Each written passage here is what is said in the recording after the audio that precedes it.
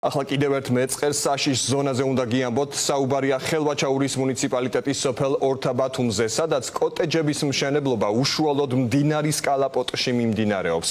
ადგილობრივების თხოვნით დღეს ფორმულას გადამღები ჯგუფი ადგილზე ჩავიდა, სადაც ჩვენს ჟურნალისტებს კანონდარღვევის ფაქტები დახვდათ. მოსახლეობის მთავარი კითხვაა, ვინ გასცა ამ ტერიტორიაზე სამშენებლო ნებართვები, ისინი ნაგებობების დემონტაჟს მოითხოვენ. სოფო ჭულუხაძე დეტალებით.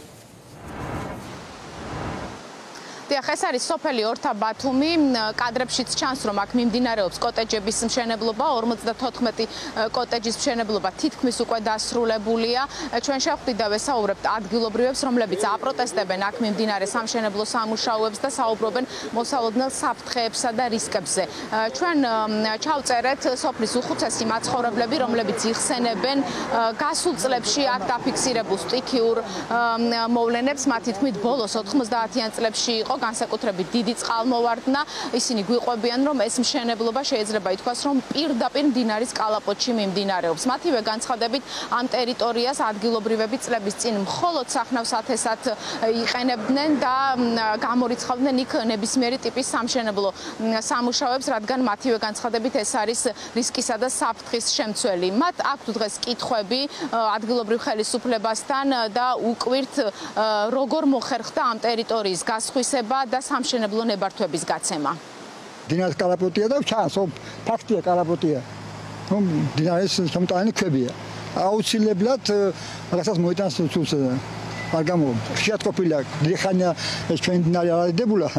უკვე დროა უკვე მოსული. აუცილებლად გაიმეორებს. ხანდახან ჩვენ რაღაც მზია და იქიდან ხა წყალი წამოა რომ ვერ დაინახო შეიძლება აიღოს წყალში იყო.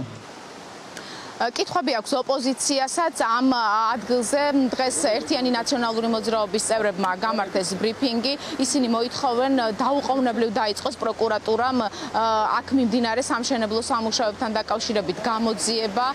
მათ აქვთ კითხვები, როგორ მოხდა და ვინ მფარველობს ამ სამშენებლო ნებართვების გაცემას და შესაბამისად უკვე სამუშაოების წარმოებას. ისინი ასევე მოუწოდებენ ხელვაჩაურის მერიას დაუყოვნებლივ დაიწყოს ამ ტერიტორიაზე კოტეჯების დემონტაჟის პროცესი.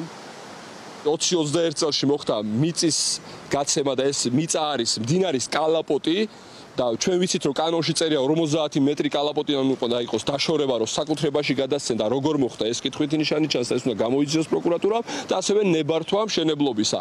აქ მამაშვილ რიჟვაძეებზე არის საუბარი, რომლებიც იყვნენ დაინტერესებული და რომლებიც შემდეგ ღმერთმა დაგიფაროს და აქ სტიქიური უბედურების შემო დაღვრემილი სახეებით ალბათ დადგებიან და მოქალაქეებს შემდეგ დაუწყებენ იმას რომ წუხან. არა ბატონებო, თქვენ პასუხი დღეს უნდა აგოთ და დღეს უნდა დაიწყოთ ამის დემონტაჟი.